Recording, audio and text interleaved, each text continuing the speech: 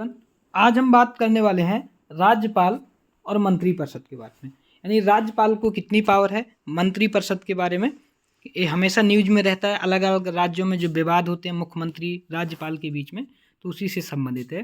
तो हाल ही में क्या हुआ है, केरल के राज्यपाल ने कहा था कि ऐसे मंत्री जिनके बयान राज्यपाल के पद की गरिमा को कम करते हैं उन पर कार्रवाई की जा सकती है। ठीक है, आप समझिए, यदि मंत्री ऐसा कोई भी बयान देता है जो राज्यपाल के पद की गरिमा के विरुद्ध है, उन पे कार्रवाई होनी चाहिए, ऐसा कहा था केरल के राज्यपाल ने।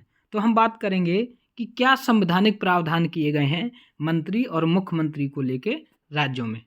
ओके, तो सबसे पहले देखेंगे संवैधानिक प्रावधान के अंतर्गत कि भारतीय संविधान का जो अनुच्छेद है 164, उसमें कहा गया है कि मुख्यमंत्री राज्यपाल के प्रसाद पर्यंत पद धारण करेगा और अन्य मंत्री की नियुक्ति कौन करेगा? अन्य मंत्रियों की नियुक्ति राज्यपाल द्वारा मुख्यमंत्री की सलाह पर की जाएगी तथा मुख्यमंत्री और अन्य मंत्री राज्यपाल के प्रसाद पर्यंत पद धारण करेंगे। हालांकि अनुच्छेद में राज्यपाल की प्रसाद पर्यंतता को परिभाषित नहीं किया गया। यदि हम आर्टिकल 164 को पढ़ें तो ये समझ में आता है कि मुख्यमंत्री हो या मंत्री हो, सभी की नियुक्ति कौन करेगा? राज्यपाल। ये एक बार में हमें ये समझ, लेकिन ऐसा नहीं है। ठीक है, इसकी व्याख्या भी समय समय पर न्यायालय ने की है, तो हम उसको भी देख लेते हैं कि आखिर एक्चुअल में राज्यपाल को कितनी पावर है मुख्यमंत्री और मंत्रियों के संबंध में। एक लाइन में कहें तो 164 में सिर्फ यही बात कही गई है कि मंत्रियों की नियुक्ति राज्यपाल द्वारा मुख्यमंत्री की सलाह पर की जाएगी और मुख्यमंत्री तथा अन्य मंत्री राज्यपाल के प्रसाद पर्यंत पद धारण करेंगे। अब अलग अलग जो भी जजमेंट है न्यायालय के, उनमें क्या व्यवस्था की गई है? उनमें कहा गया है कि पहला जजमेंट आप देखिए कि न्यायपालिका के अब तक के जो निर्णय हैं, राज्यपाल को अपनी इच्छा के अनुसार मंत्रियों को बर्खास्त करने की शक्ति प्राप्त नहीं है। यानी राज्यपाल यदि चाहे तो मंत्री को बर्खास्त नहीं कर सकता।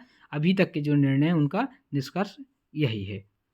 महावीर प्रसाद बनाम प्रफुल्ल चंद 1969 के मामले में आर्टिकल 164(1) के तहत राज्यपाल की प्रसाद पर्यंतता अनुच्छेद 164 के 2 के उपबंधों के अधीन है। कहने का मतलब यह है कि राज्यपाल द्वारा प्रसाद पर्यंत सिद्धांत के तहत किसी मंत्री को बर्खास्त करना विधानसभा में मंत्रिमंडल द्वारा बहुमत खोने के संगत होना चाहिए।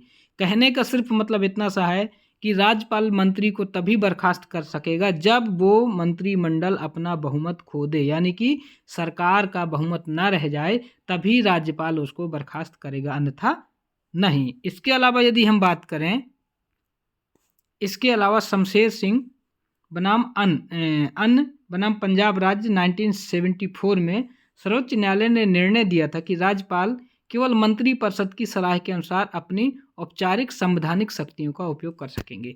यानी कि राज्यपाल कोई भी निर्णय जो लेता है ना, वो मंत्रिपरिषद की सलाह से ही लेता है। जो मंत्रिपरिषद कहता है राज्यपाल वही निर्णय लेता है। तो ये आपको ध्यान रखना है। तो कुल मिला के आर्टिकल 164 आपको याद रखना है, जिसमें प्रसाद पर्यंत शब्द यूज किया गया है, और साथ में ये भी याद रखना है कि राज्यपाल बिना मंत्रिपरिषद की औपचारिक सलाह से कोई निर्णय नहीं लेगा। तो ये फाइनल है, आपको इतना मालूम होना चाहिए। तो हमने जो कंप्लीट किया वो यही है कि राज्यपाल और मंत्रिपरिषद के बारे में।